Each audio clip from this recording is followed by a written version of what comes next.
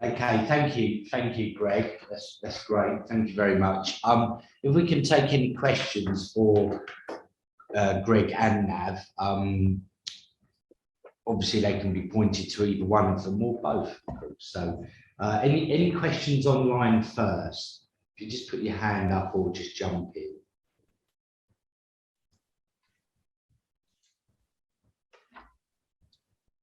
Okay, James has to go. Any questions in the room? Yeah, obviously, I mean, I think both charities are doing some fantastic work, and both presentations were very good. You mentioned COVID quickly, and you said obviously that's it's creating a longer piece of time for you to actually work with these guys. Has it created a huge amount of people coming forward to you as well? Yes, it has. So during COVID, we did see a complete fall off of activity by helplines. Since and post-COVID, what we did notice. So pre-COVID, we were seeing people for around 26 or 27 weeks. During COVID, it fell off. We actually went really quiet. Then after about 2 months, we saw an avalanche of activity through our helpline. The problem is, and this is, we work very closely with the Ministry of Justice, and very lucky we've got a good relationship with the Chief Executive of Cavadino. So we work very closely with the family court system. And what we found was, because of COVID, all of these hearings went from face-to-face to to online. That then clogged the system up. So in the old days, we would get a dad through the system in about 3-ish months, and they'd walk out with child arraignment disorder. During and post-COVID, that went up to 6 to almost 9 months, maybe sometimes a whole year. But now we are seeing that timeline is beginning to get smaller. But the problem you've got is the activity is exactly the same. So we would get approximately 60 to 65 new cases a month, but actually cases that are closing are around 5 to 10. So actually what we've got is a major capacity and demand issue internally, but also with the family court system just getting clogged up. And I was very lucky, Sir Andrew asked me to deliver a keynote speech to his presidential conference last year, and I was with him at Cambridge University in January this year to the Family Law Bar Association. The problem's not getting better because judicial sitting time is staying the same. Barristerial sitting time is staying the same. There's no give. So you've got an avalanche of cases coming forward and activity and demand, but the capacity is staying the same. And for us in the charity land, this is causing huge problems because, going back to the right beginning of my presentation, the risk of suicide remains. And the longer a gentleman cannot see their children, the greater their risk of taking their own life grows. In the last 3 weeks in our organisation, we have had 2 men call us from a bridge saying, I've had enough, I can't do this anymore. We've got a real problem. And so, in a roundabout way, to answer your question, yes, we've got issues, activity is really high. Something's going to give, and let's hope it's not what we think it is. Okay. Greg, do you want to come in on that question? Yeah, I think we've seen the same. I think the collapse in the branch network during COVID diverted people onto the helpline, and that increased by 50% to over 30,000 contacts. What we have seen since the end of COVID, I say that loosely, but what we have seen is those volumes have come back to a natural level. But as a charity, we've adopted and we offer now more online courses, more online support. The tail end, the tail of the issues is now just touched on. We've actually seen volumes grow in every area, and what we're seeing that length of cases, many over a year with the parents that we deal with. I think CAFCAS have got a benchmark of 26 weeks, and I think nearly every case that I deal with is over 52 weeks at the moment. And the impact on not just parents but on children is the adverse impact of that. A child's mind in a matter of weeks can be influenced by a vexatious parent, and that can have ultimately long-term impact on the dad but also the child. And what we're trying to work to is a very early intervention strategy where parents are equipped with the right toolkits, the right communication, the right mindset to, you know, deal with an ex-parent, to deal with an ex-partner, sorry, and try and stop parents going into that court process. Because what we see with dads that we deal with, once they're in that process, you become very embroiled. It's very adversarial, and it becomes that resilience for parents just gets whittled away very, very quickly. And we end up in, you know, a support network as opposed to an advisory, a proactive approach. So yeah, COVID has impacted in every way, shape and form. And I think it's going to take, you know, if we carry on with the current trajectory, it's going to take a few years to get out of the quagmire. Okay, thank you, Greg. Michael, Michael? Yeah, that's me. Well, firstly, just thank you very much, Nav and Greg, for your reports. I mean, you're speaking that which is becoming obvious, but unfortunately, the culture doesn't recognize it. And the first thing I'd just like to say is that, you know, well, you mentioned the point about family breakdown. We live in a culture where families haven't been supported politically. Certainly dads haven't been recognized as valuable. And the whole issue of family breakdown has just increased, where I think we're one of the lowest in the OECD, single mums and all these sort of stats. And I think what both of your charities is, you're collecting a lot of data. And actually, I mean, I, for one, would be very thankful if I could have some of that data, because in Parliament, if you're making a speech on something, they like to see the evidence behind it. And so the whole evidence base that you've built up through your work with these men is very important to be pushed out, so that it gets more publicity, so that we can just start to change this culture. Now, the second thing is that, you know, Samantha, who's with me now, Dr. Callan, she's just done a review for the DWP on the child maintenance on the particular suicide case. So she's going to speak to you in a minute about that. But we're pushing family hubs, and we speak to the MOJ a lot. We're very much pushing government to put family hubs all over the country. And one of the areas I mean, the whole point of a family hub is to stop family breakdown and to strengthen families. It's a prevention, so that men or women or even children can go and find a place where they can get advice outside the courts. And we've been talking to the MOJ about it as something which the government needs to develop. Now, they've only just started. They put about 130 million into the nationwide system. They're only working with 75 out of the 150 authorities, local authorities. So it's in its early days, but there's a lot of cities and towns starting up family hubs, and that is a place where your charities, for instance, could be connected to, because it's government departments, local services and charities that are pouring their services into that hub in order to support families, support marriages, etc. So I just wanted to bring that to your attention, and to give us as parliamentarians where we're standing up. I was on the domestic violence scrutinizing committee, and actually I pushed for, I mean, it was 30, is it 35% of domestic violence is women on men? And I kept mentioning this, but actually there was a huge push to genderize the whole domestic abuse bill, so that it was just women being victimized by men. In the end, thankfully, the government didn't genderize it, but the scrutinizing committee never had any representation from a charity representing husbands and fathers. So you can see the sort of battle we got in Parliament.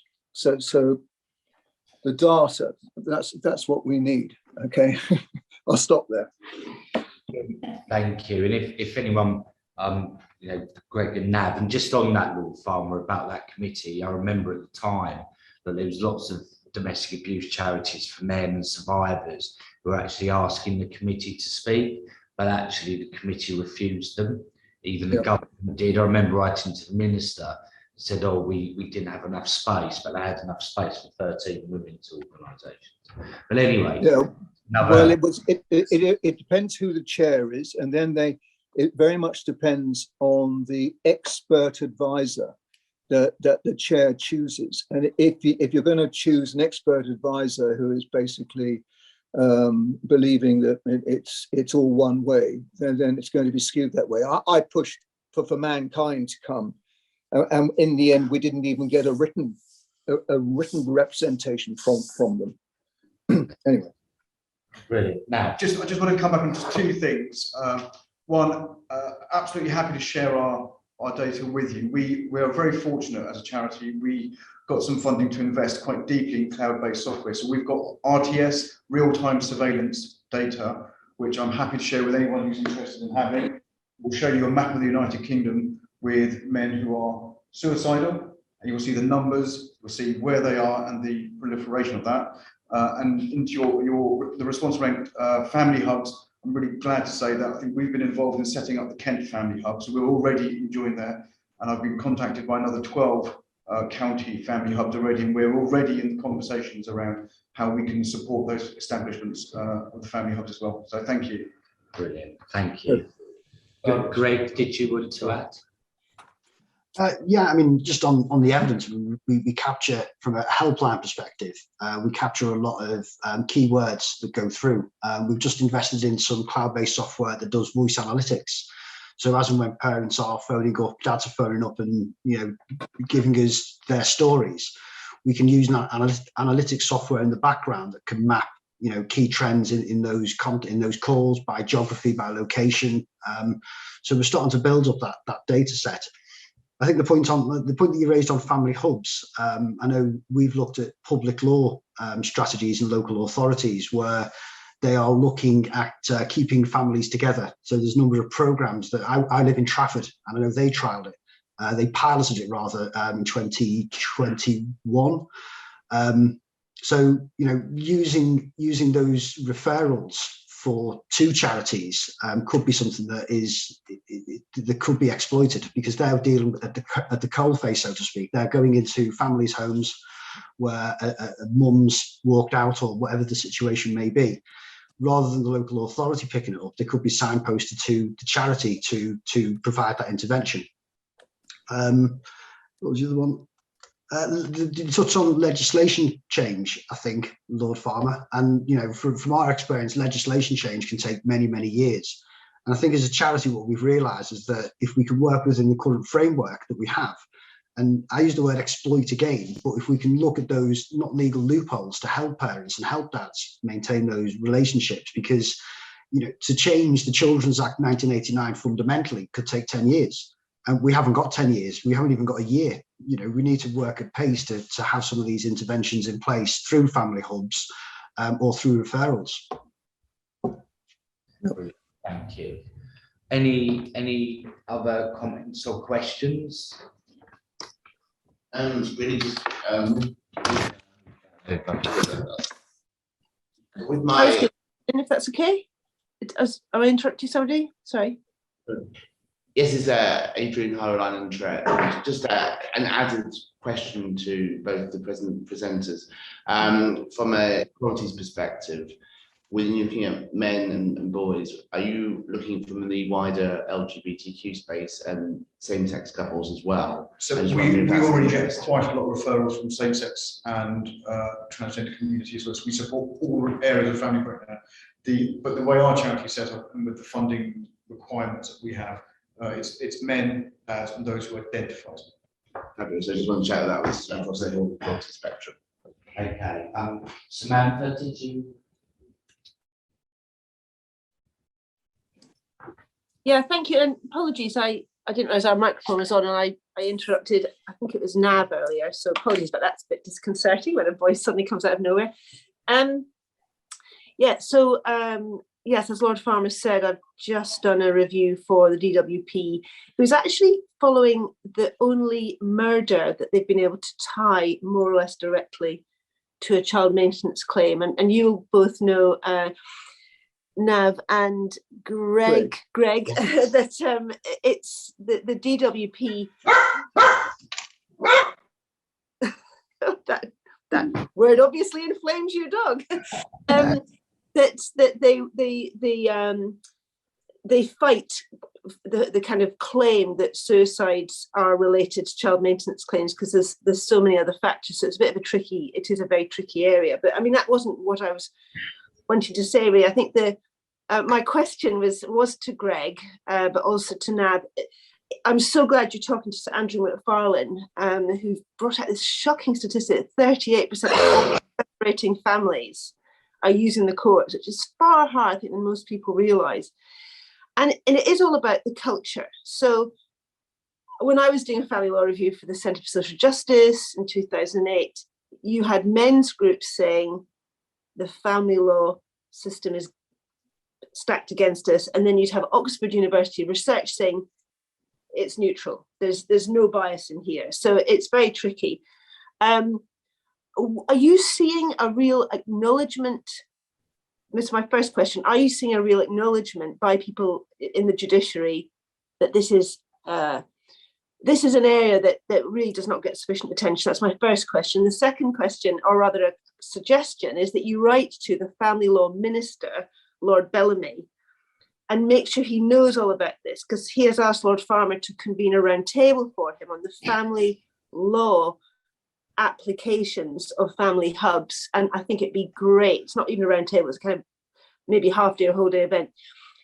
It would be really important that the fathers' organisations are properly represented at that. So Lord Bellamy, that's the first thing. Write to Lord Bellamy, MOJ, and tell him what you're finding. Tell him about how family hubs can help, because that's what he's seized of.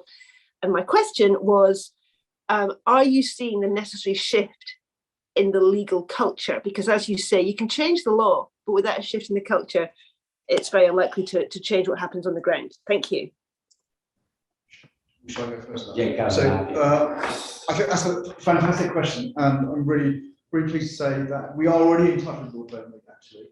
So there are a couple of things here. One of the first ones is Dads Unlimited, the charity, has worked very closely in the establishment of the alliances. Have you heard about this? So Sir Andrew gave a bit of an edict 2 years ago. We've got to stop people going to court, but we've also got to look at how can we reform and look at the family court system, family justice system, and not necessarily transform it, but where are there opportunities to make it better? So we've been part of the team that has established the Kent Supporting Separated Families Alliance. We're also working with West Midlands, Surrey, Sussex in the establishment of their alliances, and we've already started putting forward recommendations to Sir Andrew and Lord Bellamy around this is what's going on, here's our data and evidence, this is what we think could make a difference. And my speech to the Family Law Bar Association in January was, and here are our recommendations to how we change the family justice system. For example, we're looking at having more early intervention programs and systems in place to prevent those separating to go to court. We're looking at having the most senior judicial decision maker at the beginning of the system, not at the end. So therefore, there can be more of an effective gatekeeper keeping those inappropriate cases out, but also making better decisions for those cases that go through. We're also looking at standardising all child arrangement order templates. We're looking at implementing a post-court intervention officer, because at the moment, families go to court, get a court order, goodbye, and then they come back. Actually, we need to work with the family for 6 to 9 weeks after the court order to make sure it beds down, because it's not a silver bullet. So we need to do something around having somebody working with families post. There is also, we've established a very good referral pattern between the family court system, CAFCAS and us. So absolutely, we're doing something about that. So the supporting separated alliance is that, I think, which is established. And I'm very lucky that we've got conversations going with Mr. Andrew and Lord Bellamy. And forgive me, I forgot the second question.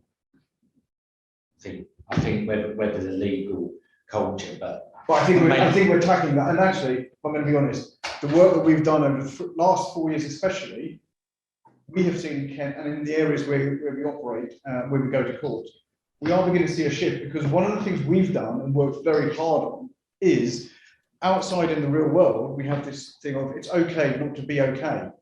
But in the family court system, we have it's not okay to be not okay. And we've tackled that. So we now work with the judges and the lawyers and social workers and CAFCAS to say, we have to look at the mental health of parents and we have to look at the mental health of fathers.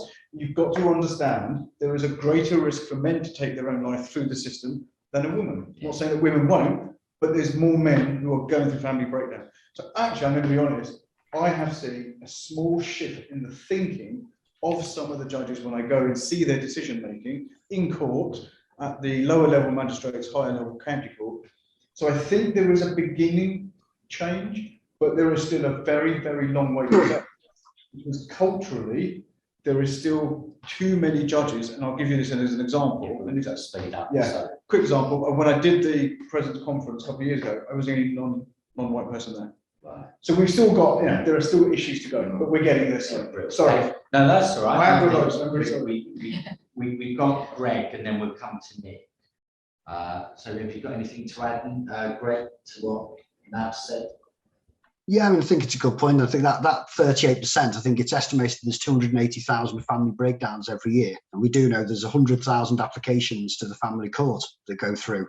I know Dominic Raab initiated his Big Bold Ideas initiative last year. And I think he came up with some figures. I think it was 40% of applications don't contain any allegations of domestic abuse. So I think, that should be the primary target in the first instance, to alleviate the pressure on the courts. And then we can focus on the 60% where there are allegations and how we triage them. I know Sir Andrew attended our conference, the FNF conference in November last year, and the issue of false allegations of domestic abuse against predominantly dads got raised.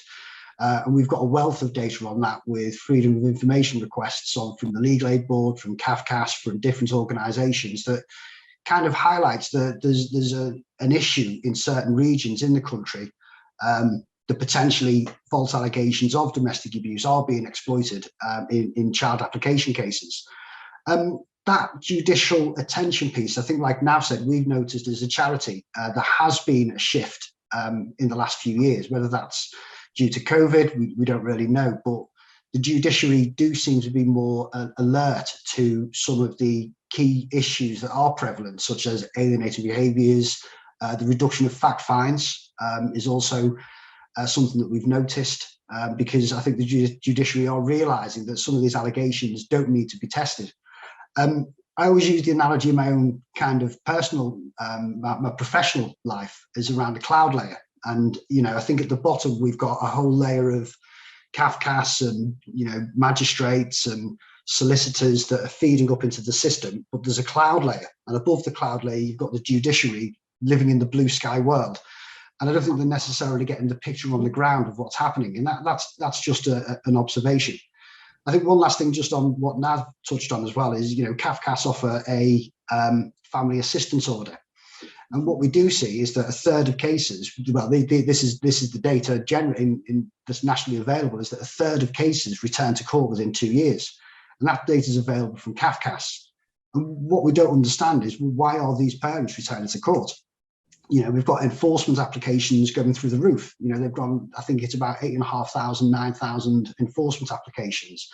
But on top of that, you've got a third of cases returning to court. CAFCAS offer a family assistance order, but they're very rarely used.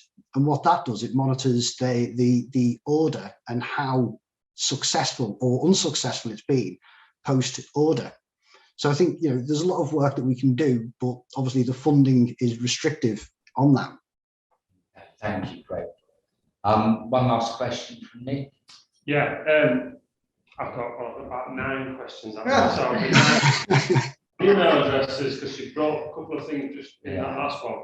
But really, I mean, as I say, there's too many questions. So I probably should best end this. How can we help you? There's that social media piece on what we've done today. There's the APPG doing the work that it's doing. Is that actually helping? If we did push it, would you be able to cope with more work that came along? I don't want to be, we don't, as a group, we want to get this message, and it's great that you will give us this. So when we speak to ministers, we can pass that on. But if we can help you by pushing people towards your charities, then great. But we don't want that to create too much work at you. So how can we help you? What's the best way? To be fair, it's two things for us to simply raise awareness that we're there. Right, so you want us to do yeah, that? Please do raise awareness, because it does help us build that evidence base. 2, if you're having conversational meetings that impact men and boys, invite us to come along and talk. That's it. Just keep us at the table. Thank you. And Greg? I think I repeat it. I mean, having seats at tables has been something that has been a challenge in the past. And I think you used the domestic abuse example before, where there were 13, women's organisations and no male ones. I think the issue in this whole space is that medium for showcase, because dads talking about their experience in the family court is notoriously difficult, because a lot of dads are scared about talking about their own issues because of the gagging orders, etc.